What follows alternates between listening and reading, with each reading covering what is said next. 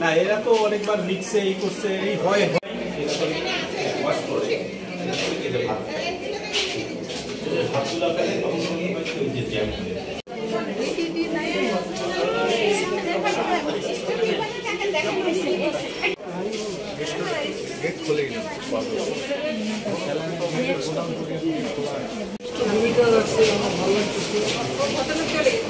থাকলে কোনো কাজ হয়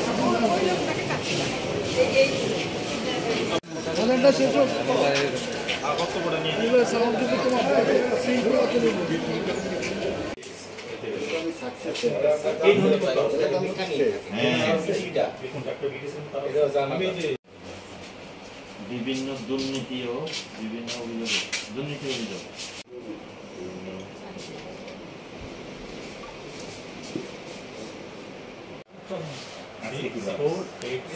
Okay, I'm taking 01701 248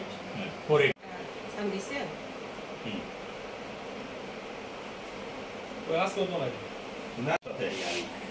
আচ্ছা আপনার যে ডাক্তার বাসার উনি কি ছুটিতে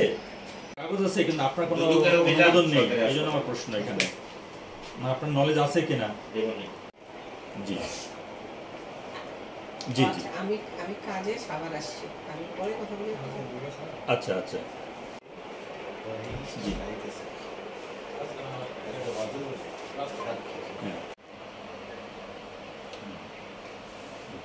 আচ্ছা যাই হোক ঠিক আছে আপনার কথা লজিক এই ধরনের হ্যাঁ ঠিক আছে হ্যাঁ বলেন এটা একটু করেন প্লিজ এবং আমাদের একটু অবগত করেন যে আমরা শোকজ করছি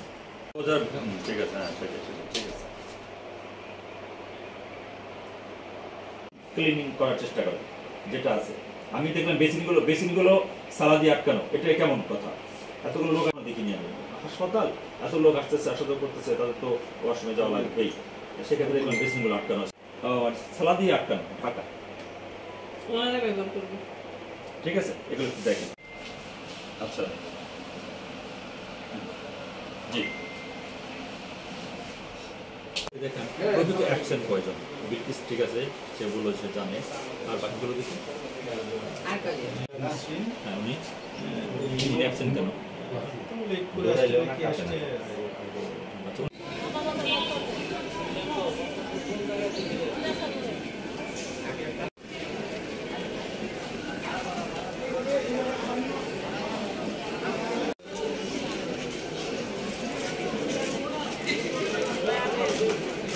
পরিচালক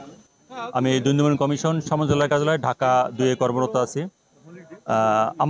আমাকে আরো দুজন সহ আমাকে দলনেতা করে 3 জন সদস্য একটি কমিশন পাঠিয়েছে এখানে যে বিভিন্ন অনিয়মের বিষয়ে তার মধ্যে প্রধানত ছিল যে এখানে টিকিট কাটার সময় টাকা নেওয়া হয় তারপরে যখন ওষুধ আনতে যায় সেখানে নাকি টাকা নেওয়া হয় প্লাস এখানে যে যারা কর্মরত আছেন কনসালটেন্ট প্লাস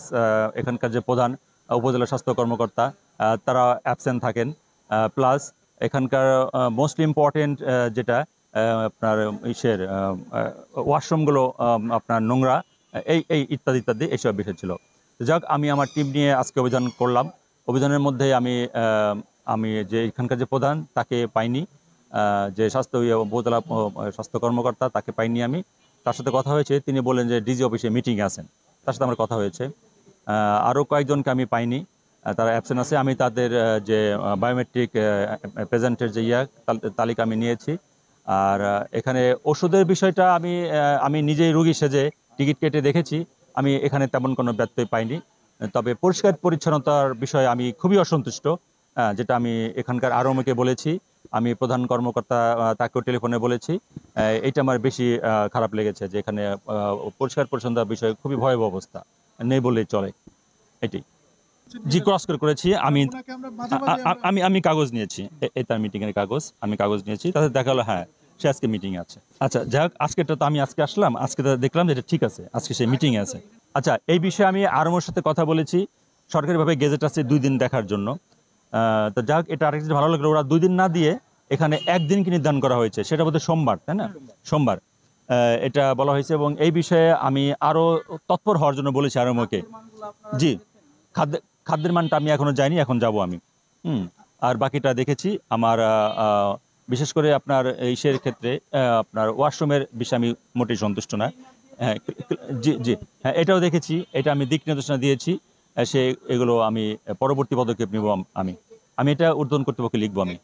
এটা আমি আজকে এসে তেমন একটা দেখি নাই, সত্য কথা, মিথ্যা কথা বলা যাবে না, সত্য কথা, আমি আজকে তেমন একটা দেখি নেই। তবে আরও আমি অনেক খুঁজেছি, আমি কিন্তু আরও 2 ঘন্টা আগে আসছি। আমি কিন্তু সিভিল ড্রেসে আমি এখানে রেকি করেছি আগে,